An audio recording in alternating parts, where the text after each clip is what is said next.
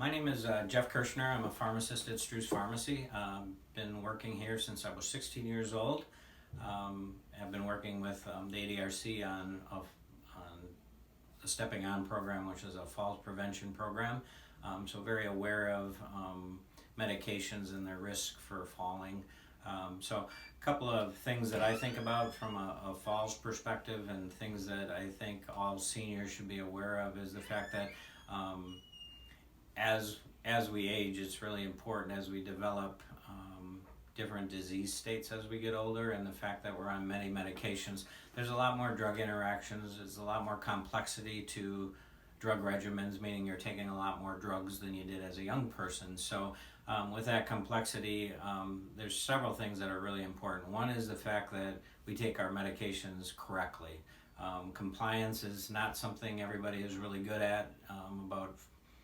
There's less than 50% of us that take our meds correctly at all age groups. So it's a common problem. There's reasons people don't always take their medications, whether that's due to side effects, whether that's due to the fact that they forget to take them.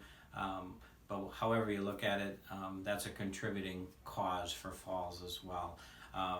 Another one is the fact that certain medications as we age, very simple medications in a lot of cases, are dangerous to those who are 65 and older, and there isn't a keen awareness around what those drugs are. So my recommendation to most patients is the fact that as we age, we need to take advantage of our pharmacists a little bit more and start having a little bit more conversation.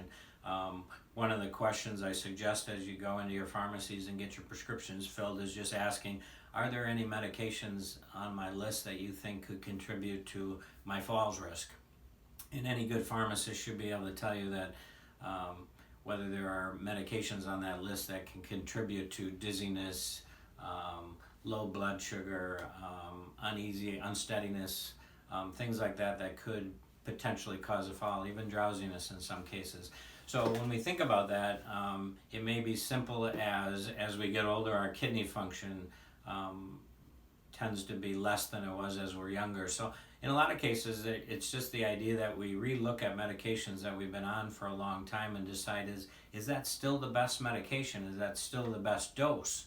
In a lot of cases, we find that doses decrease with age, and if nobody asks the question, in some cases we're being over-medicated as we age only because the drug is not going out of our bodies as fast as it used to because our kidney function isn't as good as it used to. So in a lot of cases we're making recommendations to reduce doses. You still get the same benefit of the medication, but you are less likely to get side effects when you're using the lowest possible dose.